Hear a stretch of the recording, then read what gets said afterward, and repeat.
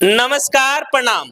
बिहार में विधानसभा चुनाव होने हैं। 243 सीटों का विवरण और उसके जातीय समीकरण को समझना है तो आज का सीट है वजीरगंज विधानसभा सीट। मगध का इलाका है। गया संसदीय सीट के अंतर्गत आने वाले 6 विधानसभा क्षेत्र में से एक है वजीरगंज विधानसभा क्षेत्र। वजीरगंज को राजपूतों का गढ़ वाला दबदबा वाला सीट माना जाता है। अब इसके पीछे कारण सिर्फ इतना है, नए परिसीमन के बाद सभी राजपूत समाज के ही विधायक बने हैं, चाहे वो इंडिया गठबंधन से हो या एनडीए गठबंधन से हो। यहां से भारतीय जनता पार्टी एक तरफ तो दूसरे तरफ कांग्रेस चुनाव लड़ती आई है और दोनों के तरफ से दो बड़े राजपूत नेता आमने सामने होते आए हैं। एक तरफ मौजूदा विधायक है वीरेंद्र कुमार सिंह, तो दूसरे तरफ है अवधेश प्रसाद सिंह।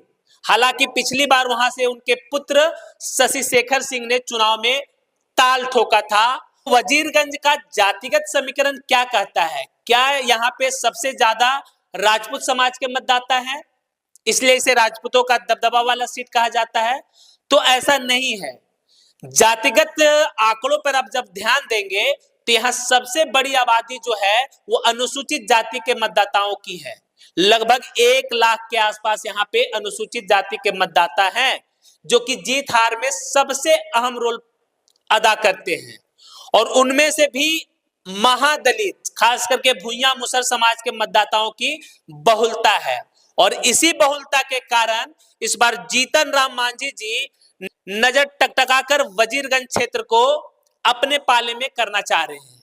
तो इस छोटे से वीडियो में देखते हैं कि इस बार कौन कौन से पहलवान इस सीट से चुनावी मैदान में होंगे और यहाँ के जातिगत आंकड़े क्या कहते हैं। तो इस बार का समीकरण यह बन रहा है कि महागठबंधन के तरफ से कांग्रेस को यह सीट मिल जाएगी। ज्यादा मुश्किल बात नहीं है।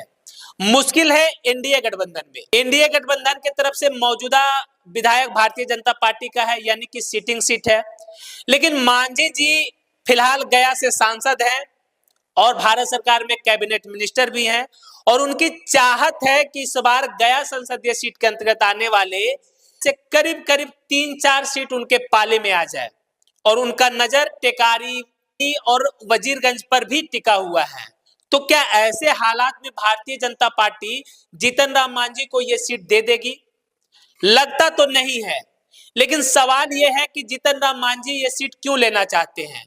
उसके पीछे का रीजन है कि इस क्षेत्र से मांझी जी के साथ कई बड़े भूमिहार नेता जुड़े हुए हैं और उनको आशा है कि टेकारी या वजीरगंज से मांझी जी को सीट मिलेगा और मांझी जी यहाँ से भूमिहार समाज से उम्मीदवार दे सकते हैं। और कहीं रिक्ति दिखाई नहीं दे रही है, क्योंकि इस करके बीजेपी और कांग्रेस में तो राजपूत समाज से उम्मीदवार उतारे जाते हैं, तो भूमिहारों का प्रतिनिधित्व यहाँ नहीं मिल पाता है। और यही कारण है कि मांझी जी पूरे जोर शोर से लगे हैं कि इस सीट से भूमिहार उम्मीदवार उतारा जाए। तो पहलवान लगभग तय है, बस एक उलटफेर होना है कि क्या मांझी जी इस सीट ले पाते हैं या बीजेपी मांझी जी को मना लेती है। यह देखने वाली बात होगी। अब बात करते हैं जातिगत आंकड़ों की। तो लगभग 3,40,000 के आसपास कुल मतदाता है और सबसे बड़ी आबादी है अनुसूचित जाति की। लगभग 1 लाख से 1,05,000 तक मतदाता अनुसूचित जाति के हैं, जिसमें कि सबसे ज्यादा महादलित, खास करके भुइयां मुसर समाज के मतदाता है यहाँ पे। वहीं बात करें सवर्ण और वैश्य मतदाताओं की संख्या लगभग 85,000 है, जिसमें कि राजपूत समाज के मतदाता सर्वाधिक है 45 से 48,000 के आसपास और लगभग 3-4 हजार कम भूमिहार समाज के मतदाता हैं, यानी कि 40-42,000 भूमिहार समाज के मतदाता भी हैं। यादव और मुस्लिम, जिसे कि महागठबंधन का कोर वोटर माना जाता है, उनकी संख्या भी 80,000 के आसपास है, जिनमें कि 42 से 45,000 के आसपास यादव हैं और 35 से 40 के बीच में यहाँ पर अगर मान लीजिए मुस्लिम समाज के मतदाता है। यादव को छोड़कर पिछड़ी और अति पिछड़ी जातियों के मतदाताओं की संख्या तो वो भी लगभग 50,000 के आसपास है, जिनमें कि कुशवाहा समाज के मतदाता यहाँ पर 20 से 22,000 है। अगर पिछले चुनाव परिणाम की बात करें तो वीरेंद्र सिंह भाजपा को 70,713 वोट मिला था। वहीं शशि शेखर सिंह थे, उनको वोट मिला 48,283। शीतल प्रसाद यादव निर्दलीय 14,173।